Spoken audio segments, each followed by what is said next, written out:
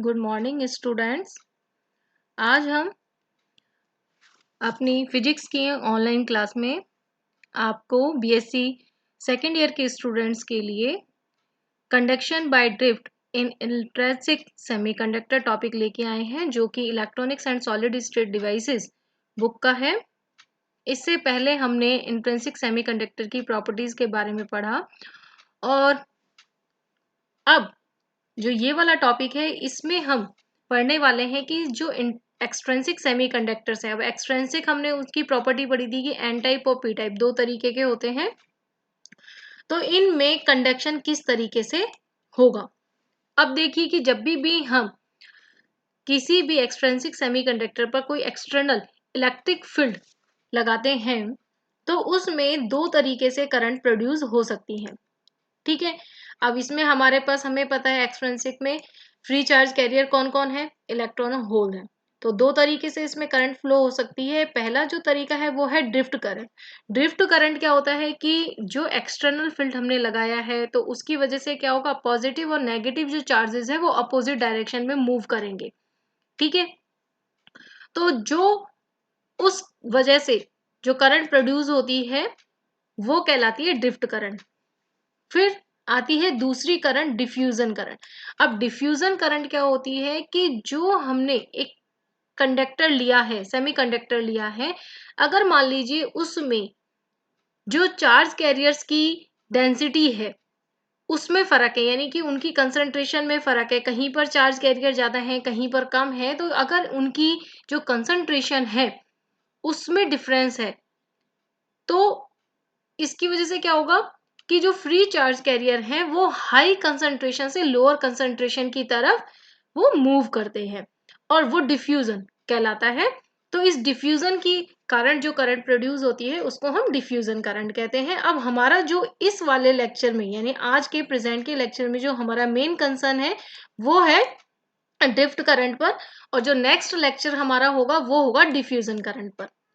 ठीक है, तो अब हम बात करते हैं ड्रिफ्ट करंट की। तो ड्रिफ्ट करंट में सबसे पहले तो जो हमने इंट्रिंसिक के समय पे भी पढ़ा था और इसी को हम एक्सट्रिंसिक के समय पर पढ़ रहे हैं, बस इसमें थोड़ा सा जो नंबर ऑफ चार्ज कैरियर्स की जो नंबर डेंसिटी थी उसका फर्क आ जाएगा। अब जैसे कि हमने मान लीजिए यहाँ पर एक सपोज किया कि एक सेमीकंडक्टर हमने सिलेंड्रिकल रॉड के रूप में लिया है, जिसकी लेंथ हमने एल ली है, एरिया ए लिया है, नंबर ऑफ फ्री इलेक्ट्रॉन्स इसमें एन हमने लिए हैं, इलेक्ट्रिक फील्ड जो एक्सटर्नल लगाया जा रहा है वो ई है जो यहाँ पर दिखाया हुआ है डायग्राम में, और drift velocity of free electrons की हमने वीई ली है।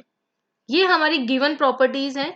तो अब मान लीजिए कि यहाँ पर टोटल हमने लेंथ ली है कैपिटल एल, तो जो इलेक्ट्रॉन एक सिरे से दूसरे सिरे पर जाएगा तो उनके लिए टाइम कितना हो जाएगा कि time taken by the free electron to cover the length, यानी कि एक सिरे से दूसरे सिरे पे जाने में। अब जैसे यहाँ पर मान लीजिए कि ई जो है वो इस डायरेक्शन में है, तो ऑब्वियस है जो होल होंगे वो तो हमेशा फील्ड की डायरेक्शन में, इलेक्ट्रिक फील्ड की डायरेक्शन में मूव करते हैं, और जो हमारे पास इलेक्ट्रॉन है वो देखिए आपको इसके अपोजिट डायरेक्शन में मूव कर रहे हैं। लेकिन इन दोनों की डायरेक्शन अपोजिट है, चार्जेस अपोजिट होने की वजह से इनके कारण देखिए जो करंट की डायरेक्शन है वो दोनों की क्या आ रही है, सेम आ रही है। ठीक है, यानी ड्रिफ्ट करंट जो है वो इलेक्ट्रॉन और होल दोनों के कारण जो उनका रिजल्टेंट करंट है वो एक ही डायरेक्शन में होता है और जिसकी वजह से वो एडअप हो जाती है। ठीक है, अब अभी हम सिर्फ कंसंट्रेट कर रहे हैं हमारे इलेक्ट्रॉन्स के लिए, फिर हम उसको होल्स के लिए जनरलाइज करेंगे। तो यहाँ पर अब इलेक्ट्रॉन जो है मान लीजिए कि इस एक सिरे से यहाँ तक आने में उसको एल दूरी कंप्लीट करनी है। ड्रिफ्ट वेलोसिटी हमने यहाँ पर वीई ली हुई है, तो उसको टोटल टाइम जो टेकन है वो हो जाएगा equation number 1 t is equal to l upon v. Simple है। अब यहाँ पर के total number of free electrons in rod, तो वो क्या हो जाएगा, नंबर डेंसिटी इनटू वॉल्यूम। अब नंबर डेंसिटी हमने यहाँ पर देखिए पहले ही हमने बता दिया कि पर यूनिट वॉल्यूम में एन है। ठीक है, तो पर यूनिट वॉल्यूम में एन इलेक्ट्रॉन है, तो होल वॉल्यूम यानी कि इसका जो वॉल्यूम है वो है ए एल, मल्टीप्लाई एन कर देंगे तो होल वॉल्यूम में जो कंप्लीट सिलेंड्रिकल का जो वॉल्यूम है उसमें एन ए एल आ जाता है। अब टोटल चार्ज इस पर कितना हो जाएगा, तो सिंपली हमने ई से मल्टीप्लाई कर लिया और हमें इक्वेशन नंबर सेकंड मिल जाती है। अब इसके बाद कि फ्लो ऑफ चार्ज, अब ये देखिए हमारे पास इक्वेशन नंबर सेकंड जो है वो टोटल चार्ज को बता रही है, इक्वेशन नंबर 1 हमारे टाइम को बता रही है। अगर यदि अब हमें टोटल फ्लो ऑफ चार्ज निकालना है, जिसको कि हम क्या कहते हैं, करंट कहते हैं, तो current is equal to charge upon time, तो इज इक्वल टू हमारे पास आ जाएगा n e v e into में ए। ठीक है, और यहां से जो हमारे पास करंट डेंसिटी है यानी कि करंट पर यूनिट एरिया वो निकल जाती है इक्वेशन नंबर 3, जो कि हमने इंट्रिंसिक के समय पर भी निकाली थी। ठीक है, फिर आगे हम देखते हैं कि अब जो ये हमारे पास इलेक्ट्रॉन के लिए निकली है उसी तरीके से हम होल्स के लिए निकाल सकते हैं।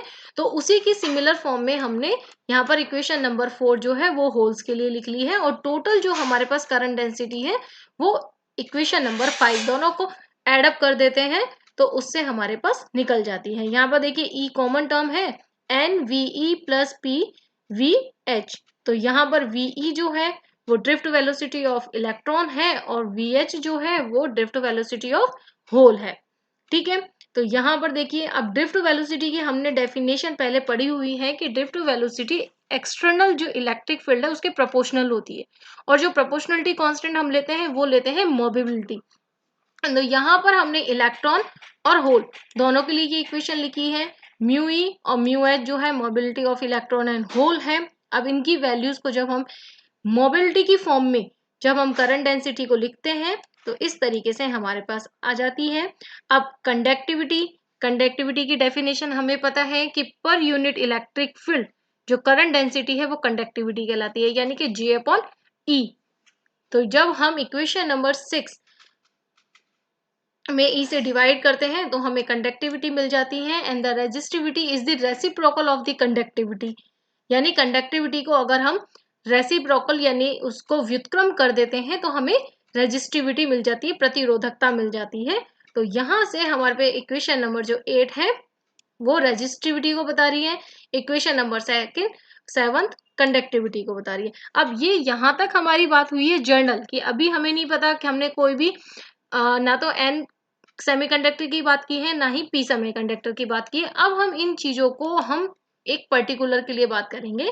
तो मान लीजिए हमारे पास एन सेमीकंडक्टर है, तो एन सेमीकंडक्टर के लिए जो एन और पी यानी कि फ्री इलेक्ट्रॉन्स और फ्री होल्स जो चार्ज कैरियर है, नंबर ऑफ इलेक्ट्रॉन्स और नंबर ऑफ होल्स के लिए जो हमने नंबर डेंसिटी थी वो हमने अपने पिछले लेक्चर में निकाली थी, और जो कि हमने यहाँ पर दिखाई हुई है कि एन सेमीकंडक्टर में जो नंबर ऑफ इलेक्ट्रॉन्स है वो नियर अबाउट डोनर एटम्स होते हैं, और वहीं पर जो होल्स हैं वो इस टर्म के द्वारा लेस देन एन होते हैं, यानी कि बहुत कम होते हैं।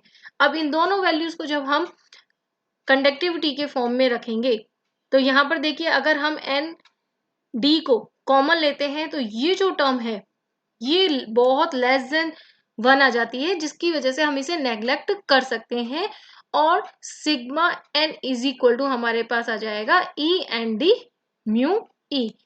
तो ये एन टाइप सेमीकंडक्टर के लिए कंडक्टिविटी की वैल्यू हो जाती है।